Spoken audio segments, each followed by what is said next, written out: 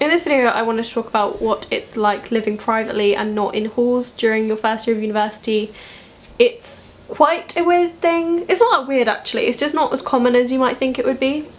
Again, like my gap year video, I kind of explained that there wasn't much advice online and on blogs and YouTube channels, which is where I get a lot of my like life advice from.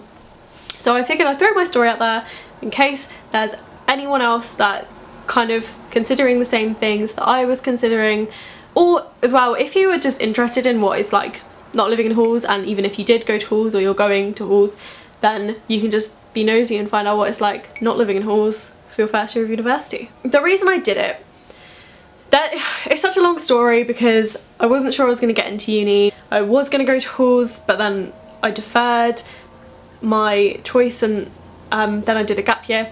It's a really long story, but basically instead of going to halls for first year of university, I decided to live privately, rent privately a flat with my boyfriend. That grammar was awful. I decided to privately rent a flat with my boyfriend in Cardiff. Yeah, which has been great so far. There are like so many pros and cons. Like there have been times where I've kind of regret it, there have been times where I'm incredibly glad, and on the whole I'm really glad I chose to do it, but there are pros and cons. So it is something you do want to think about because it will, I feel like it has kind of shaped my university life a fair amount, but you don't have to let it. Some people will probably think it's quite weird that I live with my boyfriend in first year of uni. A lot of people like break up with their childhood, like high school boyfriends and girlfriends at that time.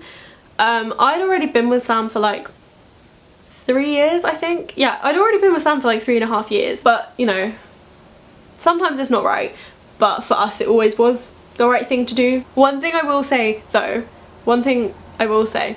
is that as a teenager, don't make your decisions around your significant other. That wasn't what happened. I always knew I wanted to go to Cardiff University, and Sam was always going to live in Cardiff anyway for the rugby prospects, and I think he always wanted to go to Cardiff Met. But if that doesn't work out, I would not recommend to anyone to shape your decisions around living or like going to the same city as your significant other. Obviously if you know it's right, but like it's something you really need to think about because university is only a very short amount of time, but it can completely shape your life, or it might not, but it's a thinker. Don't like rush into these things. So yeah, I'm not giving out irresponsible advice. I'm not giving out irresponsible advice and saying go follow your boyfriend or girlfriend wherever you want to go, because that's not what happened at all. I have always been an introvert. I was incredibly shy for like my whole life, and sometimes that means that going to halls is the right thing for you to do.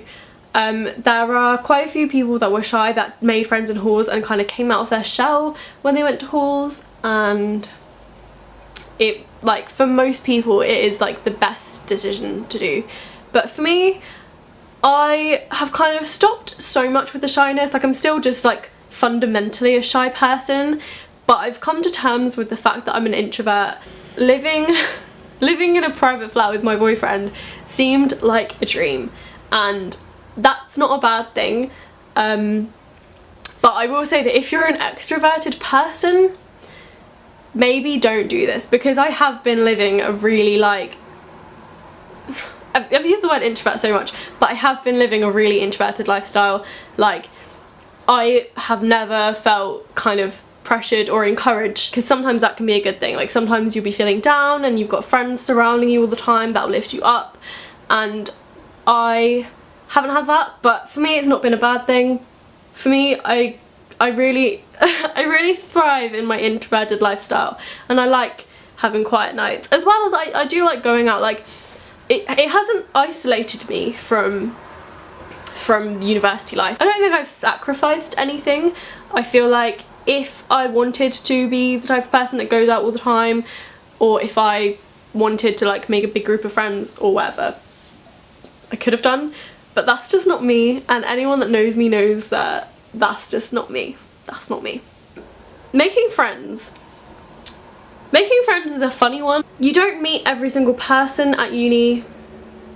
in your halls, and I know a lot of people that don't get on with the people in their halls, and a lot of people are closer with their course friends and things like that. So halls isn't like the be all end all of your social life. It can definitely help, and I'd say on the most part, just from experiences that I've kind of like witnessed, on the most part halls does contribute to like a thriving social life. Making friends is not difficult because you don't live in halls. It might just be difficult because of who you are. Like for me, I wouldn't say it's difficult for me to make friends. I just say that I don't go out there looking for it. But I do actually know of other people that haven't lived in halls, like they've lived at home during university and they've made really great friends. So that's fab. Like, making close friends is nothing to do with where you live. It can help, but sometimes it doesn't at all. Money was a big factor in living in this flat because it's actually a lot cheaper than living in halls. I remember looking at the halls prices when I came for an open day and I was like, it's not like loads cheaper. Like it's not worth living privately just for the money factor. Also, I do live with Sam, which helps because obviously everything is split. I can only speak for Cardiff when it comes to living costs. Cardiff is a really cheap place anyway, so it might be more like if you live somewhere like London, it might be cheaper to live in halls. I believe in halls your like contract is from sometime in late September until sometime mid-June. So that means a lot of people have to go home for summer because their contracts for like their like next year's house doesn't start until like July or even September or October. So here I am gonna live here over summer because I'm gonna try and get like a job in Cardiff, and I much prefer Cardiff to my hometown, which, you know, that's just like a really personal thing. Like that could be completely different if you come from somewhere else, or if you live in a uni town not as good as Cardiff, because Cardiff is the best. Having a 12-month contract is beneficial in that I have the choice to live here when I want to, but also if I did choose to live back home I would still be paying rent here, so I am paying 12 months of rent. Another benefit to not living in halls is that I don't have to move, because living privately, like obviously this isn't like a guarantee on wherever you might live, but living here we had the option to re-sign our contract, so we're living here for like the next 12 months, already signed, already confirmed. Didn't have to pay another deposit or like agency fee or anything. The area is perfect. I literally live closer to university than any of the halls are.